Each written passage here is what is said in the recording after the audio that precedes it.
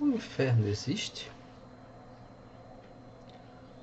O que vai acontecer com as pessoas que não tiveram um encontro pessoal com Cristo?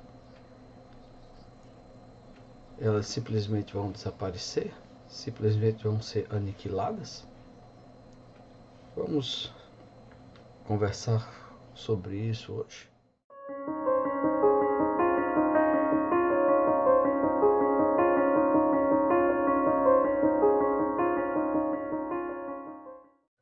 Alô, irmãos. Graça e paz a todos. Agradecemos mais uma vez que vocês estão aqui conosco nesse canal. Agradecemos o interesse, agradecemos aqueles que já se inscreveram, aqueles que ainda não se inscreveram, por favor, o façam. No vídeo passado nós falamos sobre uma doutrina chamada de universalismo. Universalismo que significa que todos vão ser salvos. Nós já comentamos sobre isso, mostrando como essa doutrina é equivocada. E agora nós vamos tratar sobre uma outra doutrina, que é o aniquilacionismo.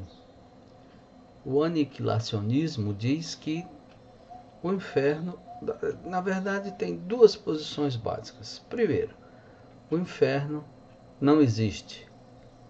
Né? Essa é a posição do materialismo. E a outra diz que o inferno vai deixar de existir. Né? Ou ele não existe, ou ele vai deixar de existir.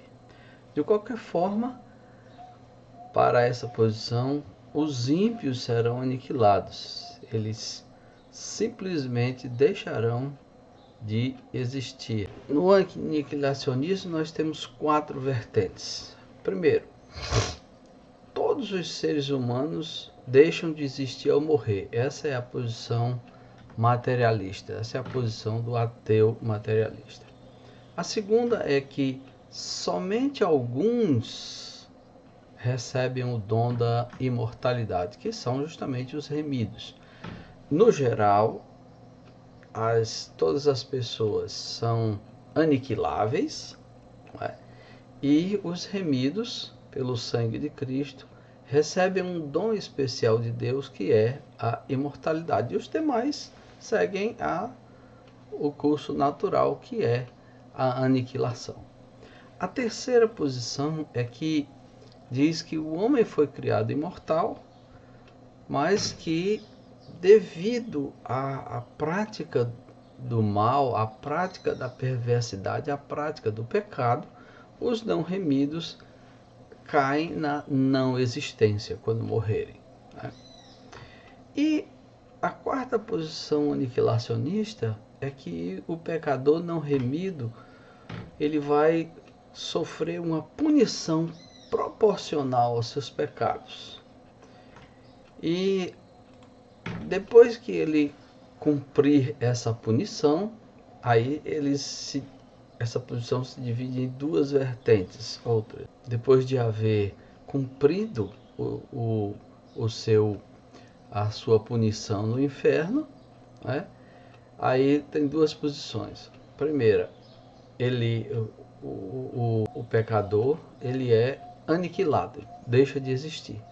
E a segunda é que ele então é recebido na ventura eterna.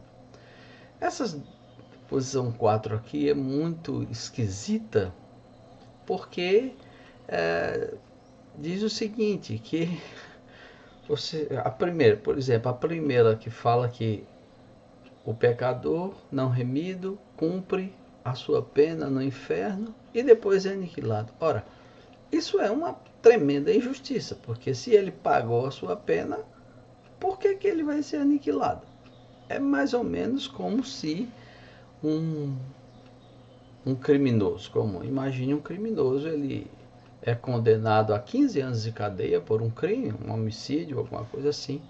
Ele cumpre os 15 anos de cadeia. Na hora que ele vai sair do presídio, tem um pelotão de fuzilamento esperando por ele. Ora, ele não cumpriu a pena, por que ele vai ser aniquilado? Então é uma tremenda injustiça formular esse tipo de essa vertente doutrinária é uma tremenda injustiça.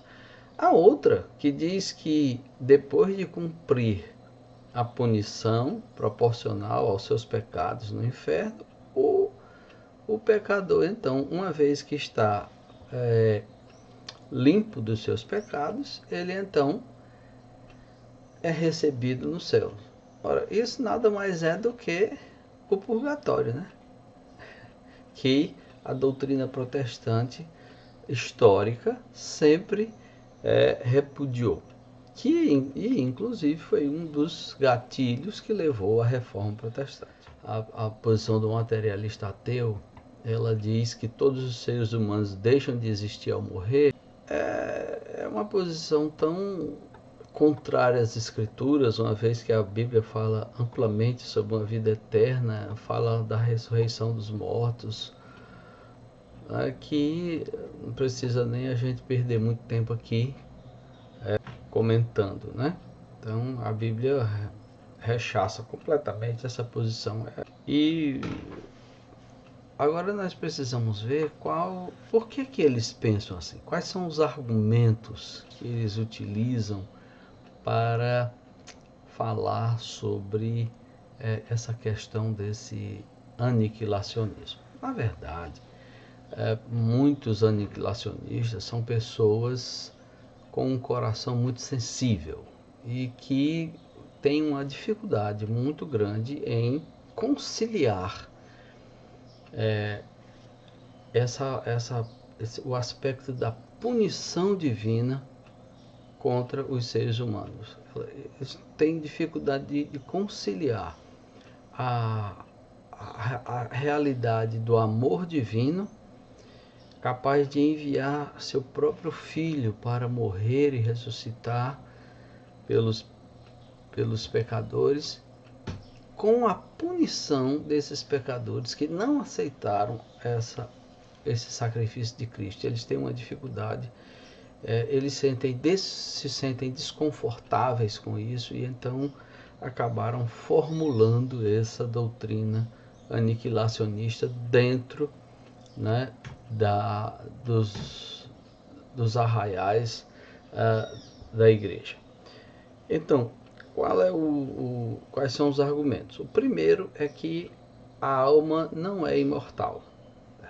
Para eles, o conceito de imortalidade da alma não é bíblico, mas é derivado da filosofia grega. O segundo argumento é que a imagem bíblica de fogo evoca destruição e aniquilação antes de punição. A terceira é que textos como Mateus 25:46 e Hebreus 6:2, que fala sobre o castigo eterno, o adjetivo eterno não indicaria a duração, mas sim a permanência do efeito, a permanência do resultado, que não pode ser mudado. Então, para eles, o eterno significaria isso. Meio forçado, né? O quarto argumento é que fogo e trevas são figuras que são utilizadas no Novo Testamento e não podem ser tomados literalmente e ligados ao inferno. O quinto argumento é que o tormento eterno não tem nenhum propósito útil. Na verdade, ele simplesmente expressa uma vingança, né? Dá um aspecto que Deus é um Deus vingativo e não um Deus de amor. E o sexto é que eles perguntam como é que céu e inferno podem coexistir, né? Então vamos responder a esses argumentos. Eles falam que a alma não é imortal. No entanto, o que é que nós vemos na Bíblia? Naquele episódio da transfiguração, Pedro, Tiago e João viram Elias e Moisés. Então, Elias e Moisés estavam lá com Jesus no Monte da Transfiguração. Então, já não é assim, já demonstra que a alma é imortal. A Bíblia nos fala também que Deus é Deus de vivo e não de mortos. E isso dentro de um contexto remetendo ao fato de ele ser o Deus de Abraão, Isaque e Jacó. E esses homens já morreram fisicamente há muitos milênios. E então, mas a Bíblia diz que Deus é o Deus de Abraão, Isaque e Jacó, e ele é o Deus de vivos e não de mortos. Não é? Uma outra coisa também que nós encontramos é o texto bíblico de Eclesiastes, capítulo 12, versículo 7, né, que ele fala lá: e o pó volte à terra, como era, e o espírito volte a Deus, que o deu. Ou seja, o espírito volta a Deus, né, mostrando então essa imortalidade. A segunda resposta que nós damos ao segundo argumento é que a imagem bíblica de fogo evoca destruição e aniquilação. Embora a imagem de fogo destruindo tenha a sua força, né? Mas na verdade é uma interpretação e não propriamente uma revelação. Não é sensato, né, construir uma doutrina em cima de uma ilação. A Bíblia nos revela em vários outros textos a existência do inferno. E, por exemplo, em Daniel 12, capítulo 2, ele diz assim: muitos dos que dormem no pó da terra ressuscitarão, uns para a vida eterna e outros para a vergonha e horror eterno. Ou seja, vergonha e horror estão falando sobre sofrimento, sobre punição. Lembrem-se quando nós falamos sobre aquele vídeo, né? Pecado, pecadinho, pecadão. Nós tivemos a oportunidade de mostrar vários textos sobre o inferno, em que há uma gradação nas punições dependendo do tipo de pecado que é cometido. Então,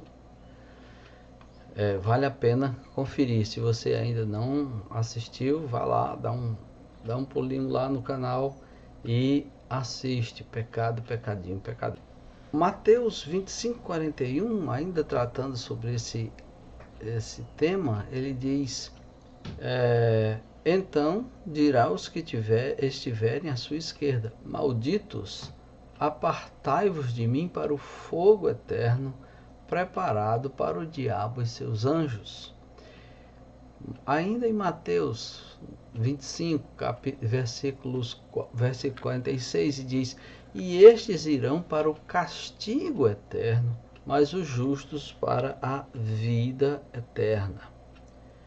Em Apocalipse, capítulo 20, versículo 15, diz assim: aqueles cujos nomes não foram encontrados no livro da vida foram lançados no lago de fogo. Então, parece-nos óbvio que a Bíblia revela com muita consistência essa questão, tanto do inferno quanto da punição eterna, como o castigo eterno.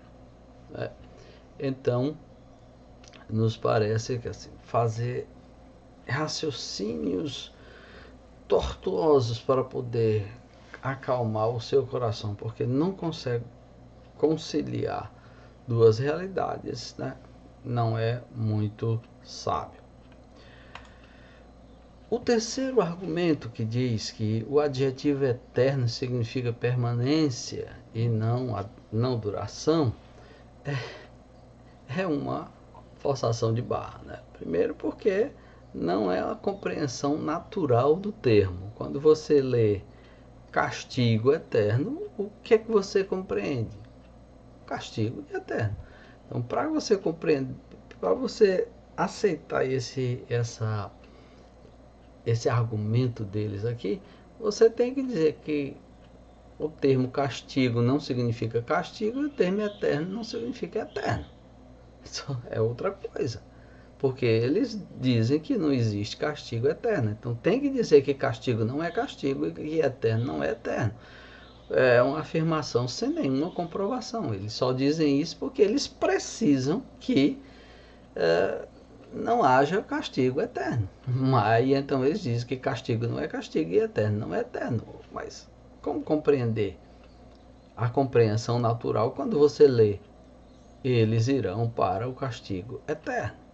E uma outra coisa também, que esse adjetivo eterno, né, é usado na mesma frase para a vida eterna. Uns irão para o castigo eterno e outros para a vida eterna.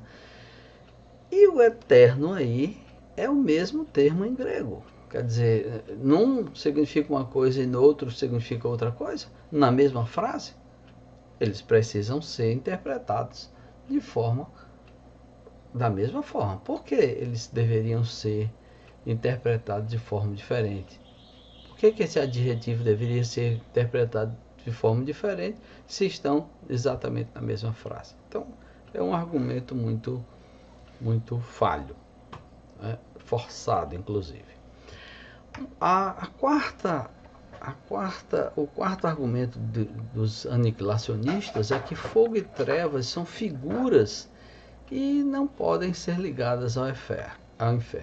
Bom, de fato, nós não podemos compreender assim que o inferno será um local onde tem fogo queimando. Não, de fato é uma figura, mas é uma figura que evoca, primeiro, no caso do fogo, evoca sofrimento, né? O fato de a Bíblia utilizar fogo como uma figura não significa dizer que a mensagem seja invalidada, né? As metáforas são utilizadas para e são figuras e transmitem uma realidade. As parábolas, por exemplo, são também figurativas. No entanto, a mensagem ela é real. Então, o fato de usar o fogo como uma figura não invalida dizer que não existe o inferno. Na verdade, o fogo aqui foi escolhido como uma figura que evoca tormento, né? Tormento. Todo mundo, acho que ou a grande maioria das pessoas já teve episódio de se queimar, né? Dependendo da extensão da queimadura, você sabe como dói, como traz desconforto, como traz tormento, como traz uma dor muito forte. Então, a evocação é que uma pessoa que é jogada num lago que arde com fogo e enxofre, então essa pessoa vai sofrer bastante porque está queimando todo o corpo. Então, é uma imagem que evoca sofrimento. Já as trevas, nós precisamos encarar, nos abstrair do nosso século XXI, em que nós vivemos em casas com luz elétrica, existe iluminação pública, né? Então a noite não é tão assustadora como era no século I e antes da invenção da iluminação elétrica e da iluminação pública. As noites eram sinônimo de insegurança, porque a noite escondia os inimigos e escondia animais ferozes que poderiam atacar as pessoas no meio da estrada. Então a noite ela evoca insegurança. Então, fogo evoca sofrimento e trevas, insegurança, angústia, né? É isso que evoca. Já o quinto argumento aniquilacionista é que o tormento eterno não tem nenhum propósito útil e que simplesmente demonstra que Deus é um Deus vingativo, e isso aí seria incompatível com o Deus revelado no Novo Testamento. Bom, parece-me que os nossos irmãos aniquilacionistas esquecem que Deus não é apenas amor, Deus também é justiça, né? E que Ele revelou na sua palavra, que esse aspecto também da justiça, muito claramente, sem nenhuma dúvida. Então vejam aí em Romanos, no capítulo 9, versículo 22, que diz assim: que diremos, pois, se Deus, querendo mostrar sua ira e dar a conhecer o seu poder, suportou com muita longanimidade os vasos de ira preparados para a perdição. Então, e aí ele diz mais adiante, nesse mesmo capítulo, no capítulo 9, de que existem vasos para honra e vasos para desonra, ou os vasos de ira. Os vasos preparados para a honra são os remidos, que vão experimentar a glória de Deus, enquanto que os vasos preparados para a perdição são os ímpios, que vão experimentar a justiça de Deus. Então, uns vão experimentar a misericórdia de Deus e outros vão experimentar a justiça de Deus, e Deus vai mostrar toda a sua glória, tanto na sua misericórdia quanto na sua justiça. Em Isaías, o capítulo 61, versículos 1 e 2, fala sobre as atividades do Messias. Ele diz assim: o Espírito do soberano Senhor está sobre mim, porque o Senhor ungiu-me para levar boas notícias aos pobres. Enviou-me para cuidar dos que estão com o coração quebrantado, anunciar liberdade aos cativos e libertação das trevas aos prisioneiros, para proclamar o ano da bondade do Senhor e o dia da vingança do nosso Deus. Ou seja, há dentro do plano divino espaço para a aplicação da justiça. O outro argumento é que o binômio salvação-punição não tem sentido útil, mas o binômio salvação-punição tem sim um sentido útil. Primeiro, ele satisfaz o nosso senso interior de necessidade de justiça no mundo. Não sei se você se sente consolado com a mensagem aniquilacionista, que implica em que monstros como Hitler, Himmler, Mengele e tantos outros que perpetraram barbaridades tenham o mesmo destino, simplesmente, que é ser aniquilado, que o seu vizinho, que apesar de não ser um homem remido, ele tem uma vida honesta, uma vida correta, até onde você sabe, ele vive honestamente, e os dois têm o mesmo destino, simplesmente serão aniquilados. Lhe satisfaz, lhe conforta isso, lhe conforta saber que os políticos que roubam milhões e milhões, deixando milhões de pessoas no Brasil morrer à míngua nas filas dos hospitais enquanto eles vivem nababescamente com o dinheiro público roubado, que eles simplesmente terão o mesmo destino que as suas vítimas, simplesmente serão aniquilados, morrerão e pronto, acabou-se. Traz satisfação, isso satisfaz o seu senso de justiça? Né? Uma outra coisa interessante é que esse binômio salvação-punição nos permite perdoar aos outros livremente, por incrível que pareça. Deus diz, diz que a mim me pertence a vingança. A Bíblia diz claramente isso, a mim me pertence a vingança. Então, nós sabendo que Deus vai agir com justiça, punindo quem precisa ser punido, nós podemos nos despreocupar quanto a isso. Nós não precisamos nos vingar.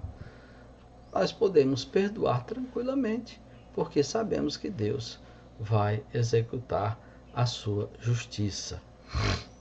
Além disso, constitui um incentivo para uma vida justa, e um incentivo à fidelidade e às boas obras. Ora, se nós sabemos que Deus vai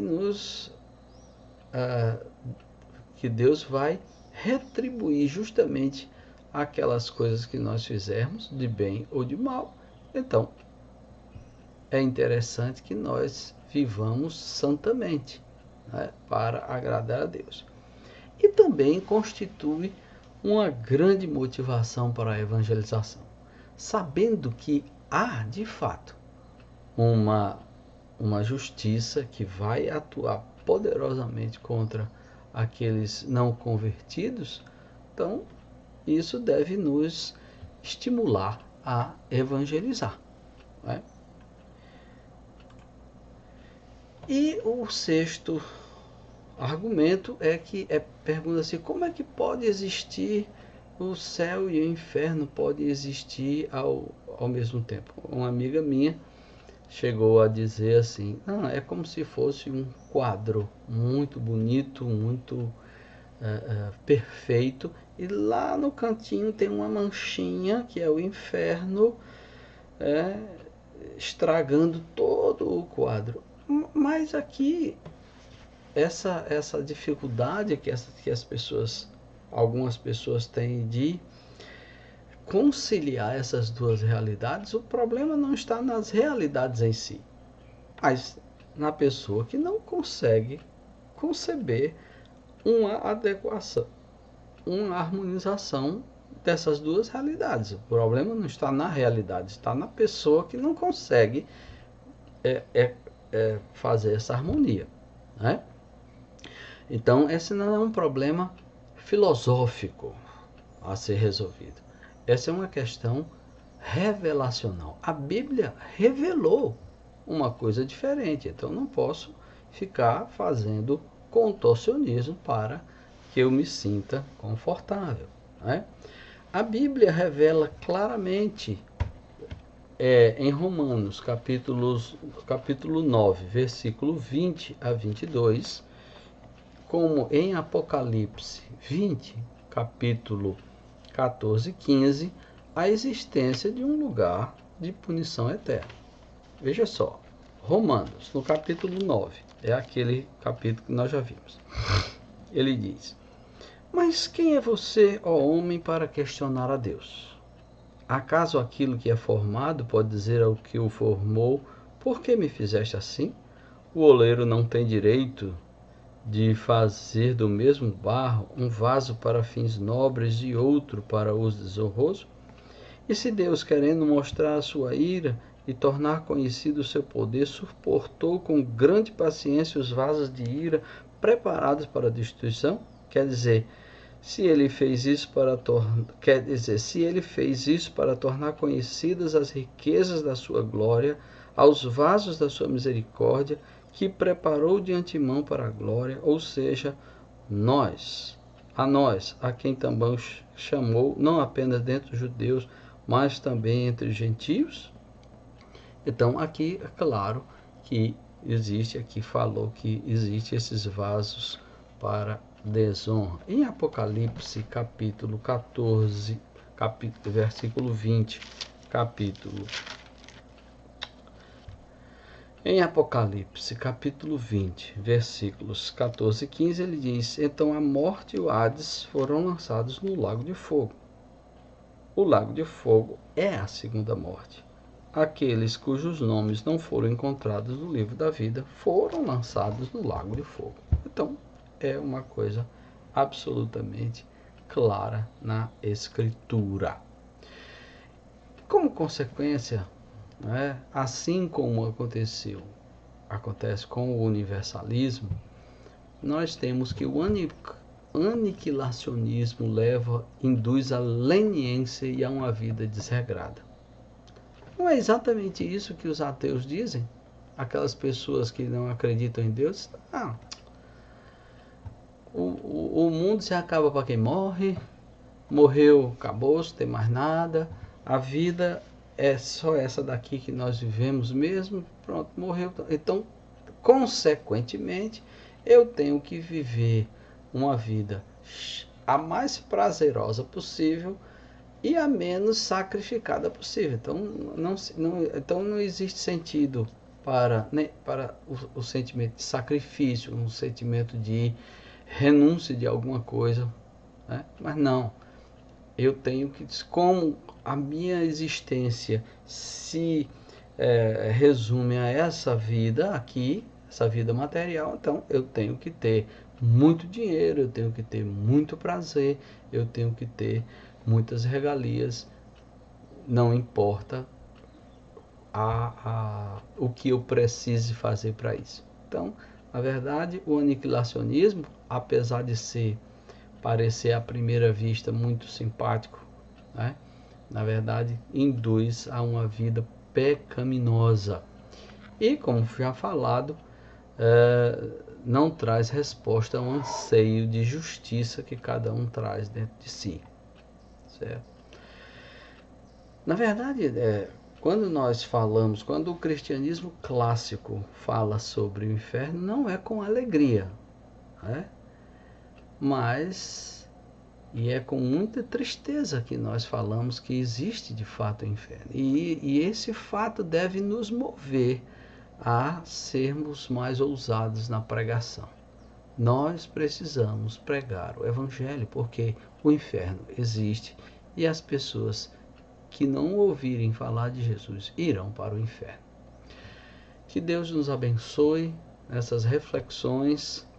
Se você ainda não se inscreveu no nosso canal, por favor, faça. Ajude o canal a crescer, ajude a gente a evangelizar, a falar sobre a palavra de Deus, né?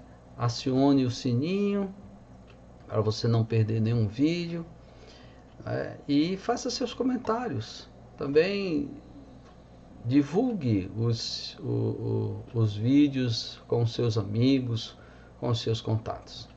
Que Deus nos abençoe.